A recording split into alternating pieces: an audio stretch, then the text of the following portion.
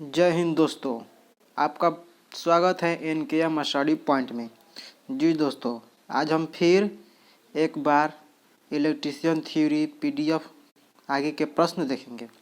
दोस्तों, ये सारे प्रश्न हमारे आईटीआई सीबीटी एग्ज़ाम के लिए बहुत ही आवश्यक है तथा ये सारे प्रश्न हमारे आईटीआई सीबीटी एग्ज़ाम में पूछे भी जा चुके हैं। जी दोस्तों, तो चलते हैं हम अपने प्रश्न की तरफ। जी दोस्तों, आज का पहला प्रश्न इसमें पूछा गया है, सोल्डरिंग आयरन का उपयोग न करने के समय स्टैंड में क्यों रखा जाता है। यानी जो हमारा सोल्डरिंग आयरन होता है उसका हम जब प्रयोग नहीं करते हैं, यानी उसको हम कोई भी काम कर लेते हैं तथा वो हमारे फिर पुनः कुछ समय बाद उसका उपयोग होता है, तो उस को हम स्टैंड, यानी जो आप फिगर में देख रहे होंगे, जो आपका सोल्डरिंग आयरन है एक प्रकार का स्टैंड में रखा गया है। तो यह इसी क्वेश्चन में यह पूछा गया है यही कि हम सोल्डरिंग आयरन का उपयोग जब नहीं करते हैं तो उसे स्टैंड में क्यों रखते हैं। तो इसका ऑप्शन ए है, यह जलने एवं अग्नि को रोकता है। ऑप्शन बी है, अतिरिक्त ऊष्मा को नियंत्रित करने हेतु। या ऑप्शन सी है, सोल्डरिंग प्रक्रिया का समय बचाने हेतु। या ऑप्शन डी है, संचालक को विद्युत झटके से बचाव हेतु। तो इस क्वेश्चन का हमारा राइट आंसर हो जाएगा ऑप्शन नंबर ए, यानी सोल्डरिंग आयरन का जब हम उपयोग नहीं करते हैं तो उसे हम सोल्डरिंग स्टैंड में रखते हैं क्योंकि यह जलने एवं अग्नि को रोकता है। यानी यह जो सोल्डरिंग होता है या किसी, मान लीजिए किसी दूसरे पदार्थ पर रखेंगे या कुछ लकड़ी पर रखेंगे तो सोल्डरिंग गर्म होगा और वह उस पदार्थ को नुकसान भी पहुंचा सकता है, इसीलिए हम इसे अपने स्टैंड में रखते हैं। आगे के प्रश्न देखते हैं। इस प्रश्न में पूछा गया है, जंक्शन बॉक्स में किस प्रकार के तारों के जोड़ का प्रयोग होता है। यानी हमारा जो जंक्शन बॉक्स होता है, यानी हम किसी भी प्रकार के, मान लीजिए कोई हमारा उपकरण है और उसका कनेक्शन हमारा किसी बॉक्स से गया है, तो उस बॉक्स में हम किस प्रकार के, यानी तारों को जोड़ने में कौन से ज्वाइंट का प्रयोग करते हैं। तो इसमें ऑप्शन नंबर ए है एरियल टेप ज्वाइंट, या ऑप्शन बी है सीधे टेप ज्वाइंट, या ऑप्शन सी है रेड टेल जोड़, या ऑप्शन डी है मेरिट जोड़। तो इस क्वेश्चन का हमारा राइट आंसर हो जाएगा ऑप्शन नंबर सी, यानी रेड टेल जोड़। यानी जो हमारा बॉक्स होता है, बॉक्स में हम रेड टेल जोड़ का प्रयोग करते हैं, और जो हमारा रेड टेल जोड़ बनता है या फिगर में देख रहे होंगे, इसी प्रकार का जो हमारा रेड टेल जोड़ होता है, इसी प्रकार से हम अपना रेड टेल जोड़ को बनाते हैं। तथा इस जोड़ में यांत्रिक बल यानी मजबूती इसका कम होता है, यानी इसमें खिंचाव बल बहुत ही कम होता है। अगर हम इसको खींचेंगे तो यह जॉइंट हमारा छूट भी सकता है, इसीलिए हम केवल बॉक्स में यानी जंक्शन बॉक्स में ही केवल हम यह रेड टेल जोड़ का प्रयोग करते हैं। अपना अगला के प्रश्न देखते हैं। अगला प्रश्न, इस प्रश्न में पूछा गया है, इस जोड़ का क्या नाम है। यानी जो आप फिगर में इमेज देख रहे हैं, ये एक तारों का जोड़ है, तो इस तार का, माने इस तार के जोड़ का क्या नाम है। पहला है मेरिट जोड़, बी ऑप्शन है स्काइफर्ड जोड़, या सी है वेस्टर्न यूनियन जोड़, या ऑप्शन डी है ब्रिटानिया टी जोड़। तो इस प्रश्न का हमारा राइट आंसर हो जाएगा ऑप्शन नंबर ए, यानी मेरिट जोड़। जो आप इस इमेज में जो आप ज्वाइंट देख रहे हैं, इसे हम मेरिट जोड़ कहते हैं, तथा इसे हिंदी में हम विवाहित जोड़ भी कहते हैं। यानी इसका हिंदी होता है विवाहित जोड़, तथा यह जोड़ उत्तम विद्युत चालकता एवं जोड़ को दृढ़ता के साथ बांधने के लिए प्रयोग किया जाता है। हम अपने अगले प्रश्न को देखते हैं। इस प्रश्न में पूछा गया है, ब्रिटानिया टी जोड़ का क्या उपयोग है। यानी जो ब्रिटानिया टी जोड़ हम लगाते हैं दो तारों को जोड़ने के लिए, तो ब्रिटानिया टी जोड़ हम क्यों लगाते हैं। तो जो आप इमेज में देख रहे हैं, यही हमारा ब्रिटानिया टी ज्वाइंट है। यानी इसी प्रकार से हम अपना ब्रिटानिया टी ज्वाइंट का प्रयोग करते हैं, यानी लगाया जाता है। तो इस क्वेश्चन का ऑप्शन देख लेते हैं। इसमें बोला गया है, पहला ऑप्शन लाइन की लंबाई को बढ़ाने के लिए, या बी ऑप्शन है आंतरिक और बाह्य वायरिंग स्थापित करना, सी ऑप्शन है चालक पर यांत्रिक तनाव आवश्यक नहीं, या डी है सिरोपरी लाइन से सेवा जुड़ाव हेतु। तो इस क्वेश्चन का हमारा राइट आंसर हो जाएगा ऑप्शन नंबर डी, यानी जो हमारा ब्रिटानिया टी जोड़ होता है उसका उपयोग हम सिरोपरी लाइन यानी ओवर हेड लाइन, जिसको हम सिरोपरी लाइन को इंग्लिश में ओवर हेड लाइन कहते हैं, यानी ओवर हेड लाइन में सेवा जुड़ाव हेतु, यानी हमारा कोई भी ओवर लाइन हेड जा रहा है, अगर हम में उस ओवर हेड लाइन से किसी दूसरे तरफ तार को ले जाना होगा या बिजली कनेक्शन को ले जाना होगा, तो हम वहाँ पर ब्रिटानिया टी ज्वाइंट का प्रयोग करके वहाँ से हम लाइन को वितरित करते हैं, यानी सेवा जुड़ाव को हम वितरण लाइन भी कह सकते हैं अपने भाषा में। अगला प्रश्न देखते हैं।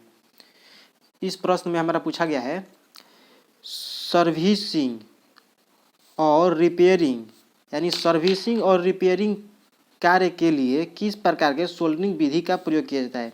यानी कोई भी हमारा मान लीजिए वस्तु है वह बिगड़ गया या उसको हमें सर्विसिंग या रिपेयरिंग करना है और उसमें हमारा ज्वाइंट जो है यानी तारों का ज्वाइंट जो हमारा छूट गया है, तो उस ज्वाइंट को मैंने भरने के लिए हम किस प्रकार के सोल्डरिंग विधि का प्रयोग करते हैं।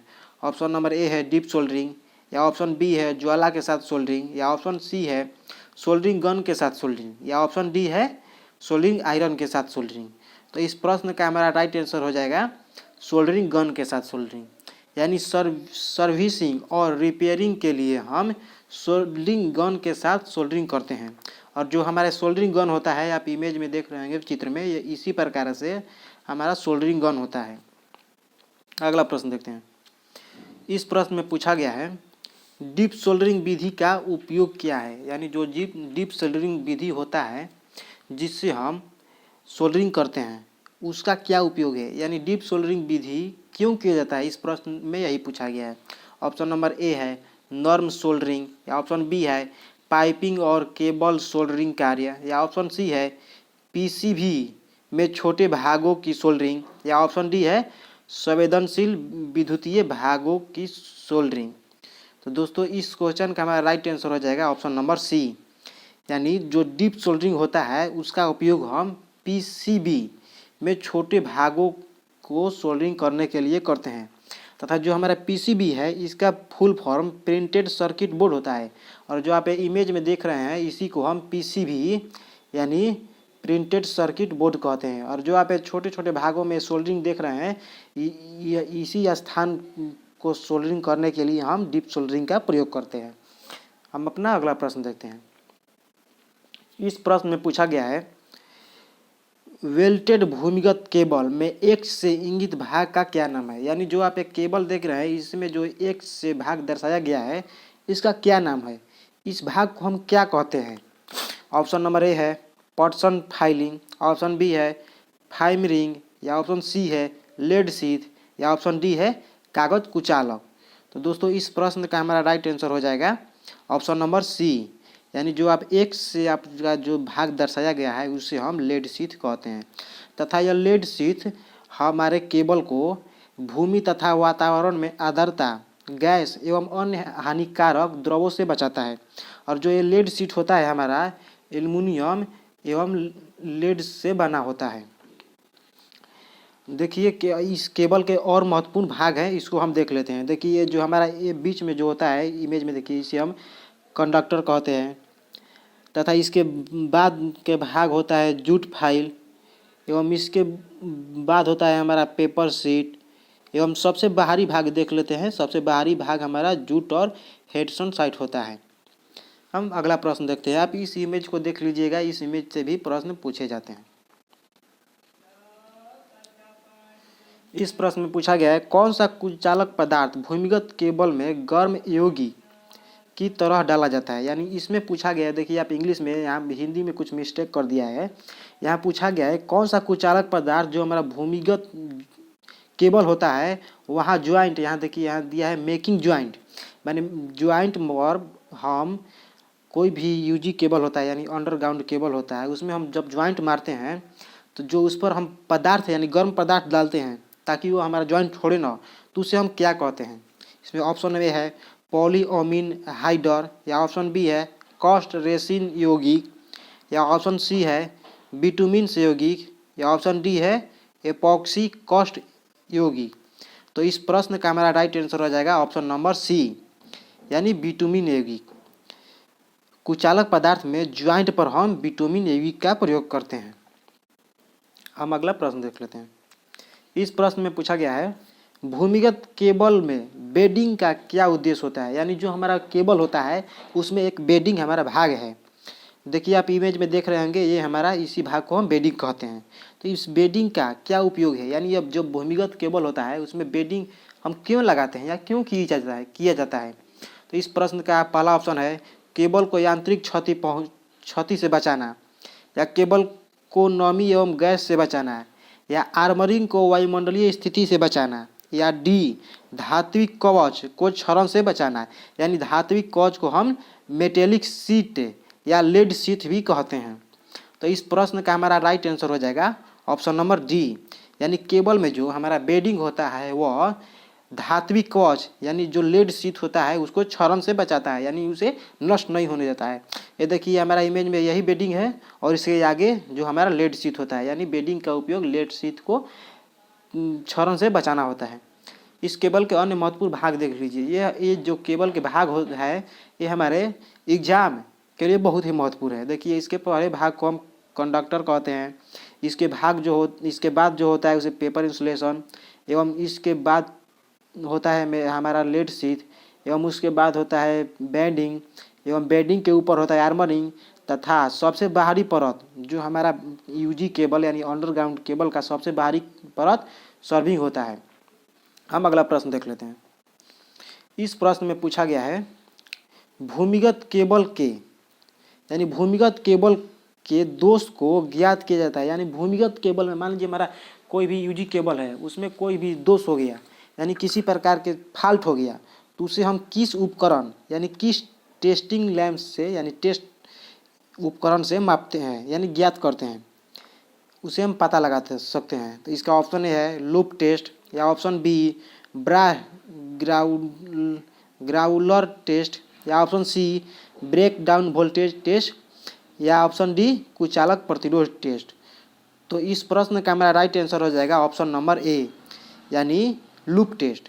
यानी भूमिगत केबल में किसी प्रकार का फॉल्ट हो तो उसका पता हम लूप टेस्ट लगाते हैं। और जो हमारा लूप टेस्ट होता है ये आप इमेज में देख रहे हैं, इसी प्रकार से हम अपना लूप टेस्ट बनाते हैं। तथा जो ऊपर वाला भाग है इससे हम केबल में अर्थ फॉल्ट का ज्ञात करते हैं, तथा जो नीचे वाला हमारा लूप टेस्ट है इससे हम शॉर्ट सर्किट का पता लगाते हैं। तथा हमारा एग्जाम में ये जो आप दोनों इमेज देख रहे हैं यह इमेज देखकर भी पूछ लेता है कि यह इमेज का उपयोग हम क्या करते हैं। तो हम पहले वाले इमेज का उपयोग अर्थ फॉल्ट को पता लगाने में करते हैं, तथा नीचे वाले इमेज में जो लूप टेस्ट है इसका प्रयोग हम शॉर्ट सर्किट फॉल्ट का पता लगाने में करते हैं। हम अगला प्रश्न देख लेते हैं। इस प्रश्न में पूछा गया है यदि एक मान लीजिए कोई चालक या तार है उसमें 7/1.40 से इंगित किया गया है, तो जो 1.40 होता है यह क्या दर्शाता है। मान लीजिए हमारा कोई भी तार है उसका बगल में दे दिया है कि उसका साइज वह 7/1.40 है। तो ये जो हमारा 1.40 होता है यह केबल का कौन सा भाग दर्शाता है। तो इसके ऑप्शन देख लेते हैं। अनुप्रस्थ काट के क्षेत्रफल पहला ऑप्शन है, या ऑप्शन बी है एक चालक की त्रिज्या, ऑप्शन सी है सभी चालकों का व्यास, या ऑप्शन डी है प्रत्येक चालक का व्यास। यहाँ व्यास होगा, व्यास छूट गया है। इंग्लिश में आप देख सकते हैं यहाँ डायमीटर दिया है। तो इस प्रश्न का हमारा राइट आंसर हो जाएगा ऑप्शन नंबर डी। यानी जो हमारा कोई भी केबल हो माने तार हो वायर और उसके बगल में लिखा हो या उसका नंबर लिखा हो 7/1.40, तो जो हमारा 1.40 होता है वह तार का व्यास होता है। और जो हमारा ये 7 होता है ये तार की संख्या होती है। मान लीजिए हमारा केबल हो गया, माने ये तार हो गया और इसका मान लीजिए नंबर हमारा लिखा है 7.14, तो इसका अर्थ है जो आपका 7 है यानी जो आप एक तार देख रहे हैं इसमें 7 गो कंडक्टर होगा। यानी आप ये इसको गिन कर देख भी सकते हैं, ये इसमें 7 कंडक्टर है, तथा ये तार की संख्या बताता है यानी चालक की संख्या बताता है। और जो हमारा 1.40 होता है ये प्रत्येक चालक का व्यास बताता है। या इसी को हम कभी कभी कभी कभी प्रश्न में 7 बाई इसका तार का साइज न देकर यानी में न देकर इसका SWG नंबर लिख लेता है, यानी कभी कभी दे देगा 7/20। तो जो 7 होता है ये हमारे चालक का संख्या होता है तथा 20 होता है ये हमारा SWG होता है, SWG नंबर। SWG का फुल फॉर्म हमारा स्टैंडर्ड वायर गेज होता है, जिससे हम तार का व्यास मापते हैं। आज के लिए बस इतना ही प्रश्न है दोस्तों। आप ये सारे क्वेश्चन बहुत ही ध्यान से देखिए, ये सारे क्वेश्चन हमारे ITI एग्ज़ाम के लिए बहुत ही आवश्यक हैं। अब मिलेंगे हम अपने अगले वीडियो में। धन्यवाद।